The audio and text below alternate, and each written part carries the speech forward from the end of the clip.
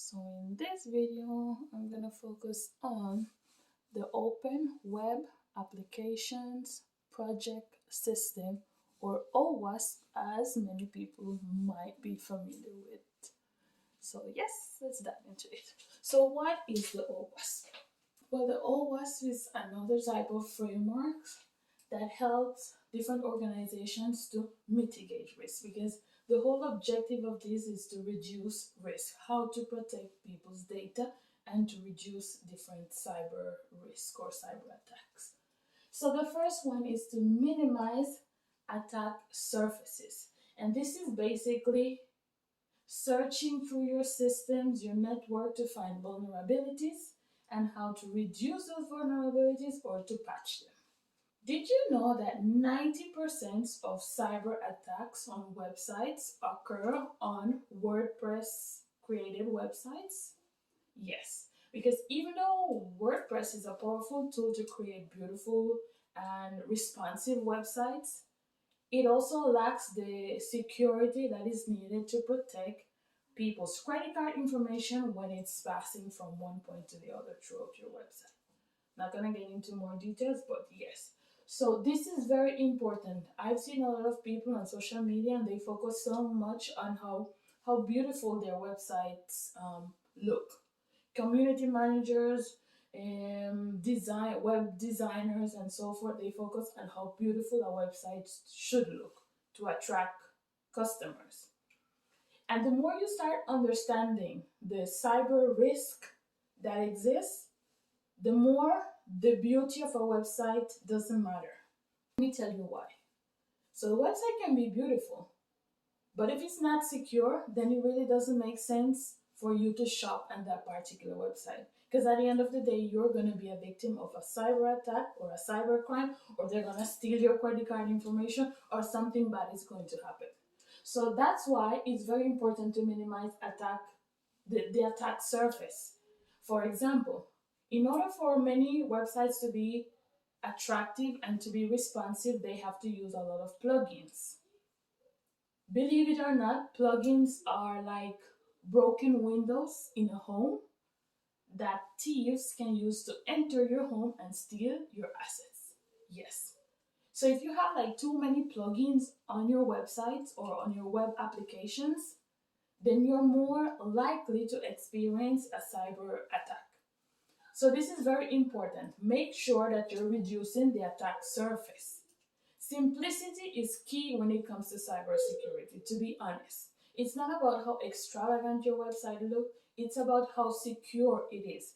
Because in this day and age, you have to comply to a lot of policies and laws, and it doesn't matter how small your business is, as long as you have an online or an e-commerce website, or you're selling anything online and you're processing people's payment information, then you must comply with these different regulations. So the most important thing I think many business owners have to start focusing on is not how beautiful the website looks, but how secure it is. So that's the first thing. Minimize the attack surface. Number two, the principle of least privilege. I've spoken about this in my previous videos. So it's basically granting access to a user in a specific time when they need access to that information.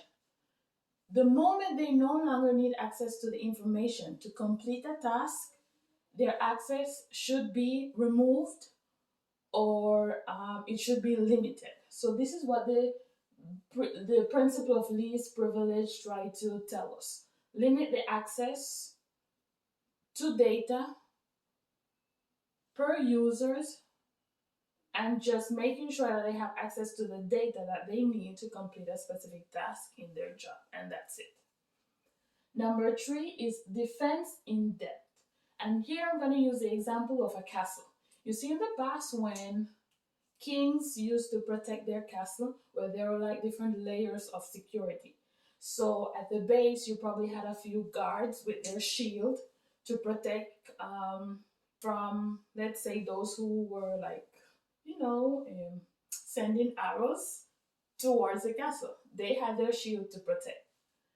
From there, they had like some other soldiers on top where they would like throw over, the diesel, and then they would light it so these attackers wouldn't be able to climb the walls. And for those who were able to climb the walls, on top, they had like other men with arrows ready, well, to shoot down the different attackers that would go or would pass the different defense systems and reach to the top. So the same thing happens here, defense in depth. We have to have different defense mechanisms set up in different stages of our security processes. Number four is separation of duties. And even though Adam Smith coined the concept, later on Marx gave his opinion and he actually didn't agree with the division of labor because he thought that it would actually affect the economy. And well, but in this case, it is very crucial in cybersecurity. Yeah, I mean, it's the same concept, even though they changed the name now, but it's the same old concept. Each person specializes in something. So let's say if in an organization, let's say in the payment department, you have a person who is going to review the invoice, you have a person who is going to authorize the invoice, and you have a person who is going to pay the invoice. So if you notice, one person does each thing. You don't put all these duties on one person. Because let's say if a hacker hacks the account of the person who pays or the person who authorizes the invoice, then I mean it's more likely for them to be able to breach the entire system. No? Why? Because let's say they attack just one person, then we can limit the attack to just a particular computer or a particular system.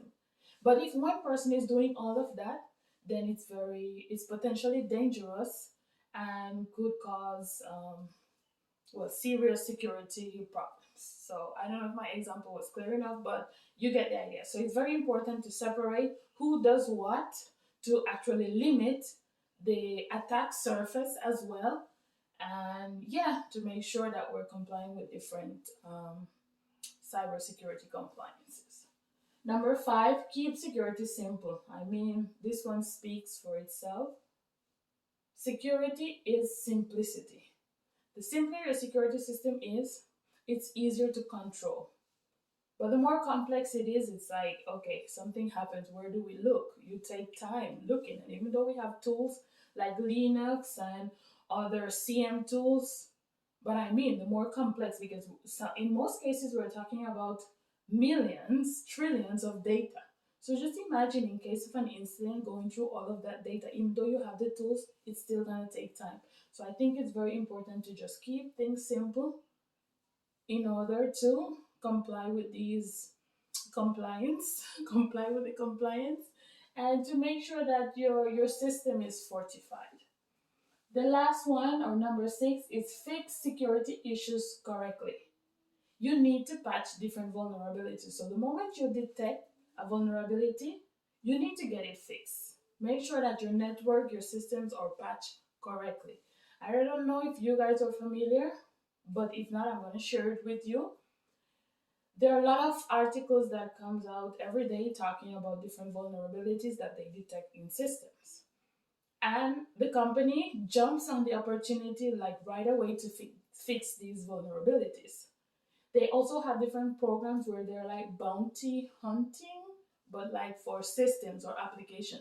So there are people out there who find different faults in an application and they report this to the organization, and they actually make money from that just by telling the organization, hey, there's a vulnerability in this system, and I think it would be best to fix it to avoid, cyber attacks in the future, which is very good.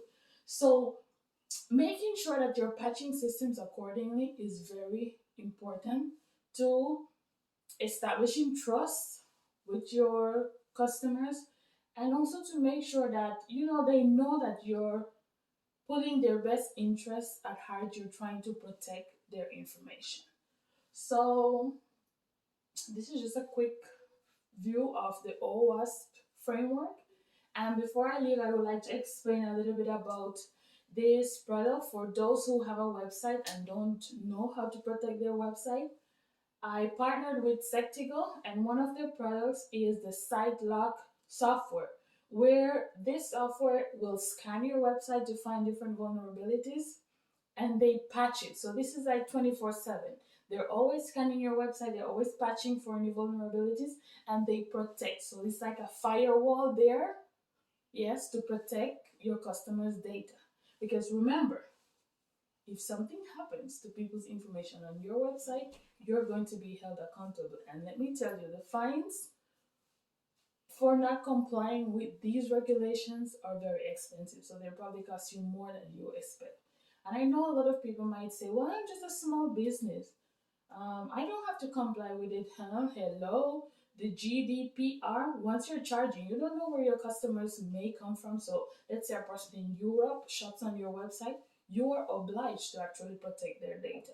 So, and I mean, it's not that hard. Like some people hear cybersecurity and protecting data and they think it's a whole world of impossibilities. No, you can actually comply as a small business. You can actually comply with these regulations very easily. You need to have an SSL certificate on your website. Nowadays, it's very important to have an extended validation SSL certificate, and you can get that on my website like right now. But that's not enough. Like in the past, the SSL certificate was enough to protect your website. It's not. Now you need to have a web protection that is going to scan and patch different vulnerabilities in your system.